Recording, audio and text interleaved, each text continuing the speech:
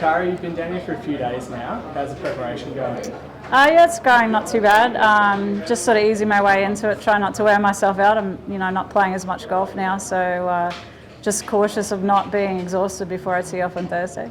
You played with Hannah the other day. How's the game comparing against a current top 20 player? Well, I'm definitely a lot more rusty than she is. She's come off a good season over in the States. So, but I feel like I've played enough sandbelt golf over my career that, if I can just get off to a half decent start, and get the juices flowing and feel good out there, then, you never know what might happen. Yeah, well, you've won here previously and at Kingston Heath as well. Do you feel like you're starting to find a little bit of that magic again from those wins? Well, I hope so. I think with, as good as golf's been to me and the magic that I have created throughout my career, I don't think you ever think that there's none left. So hopefully there's a little bit there this week.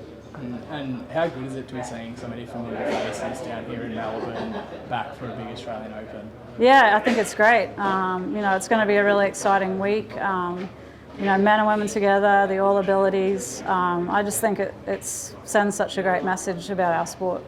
And I heard a rumour earlier in the year that you might have got the better of Cameron Smith in a one-on-one match. Can you tell us a little bit about that? Well, he paid up the bet, but it was sort of, we got rained out, so I was ahead before we got rained out. But it was right before he headed to the Scottish and the Open Championship, so he brought over, the bet was for a bottle of wine, but he brought over a bottle of Grange was what he ended up paying me with. And I told him if he'd have told me on the first tee we were playing for a bottle of Grange, I probably wouldn't have played so good. So we got to have a drink to celebrate. I said, I had him sign the bottle and said, I'm not going to drink this until one of us wins a big tournament, which will probably be you. And then 2 weeks later he did. So.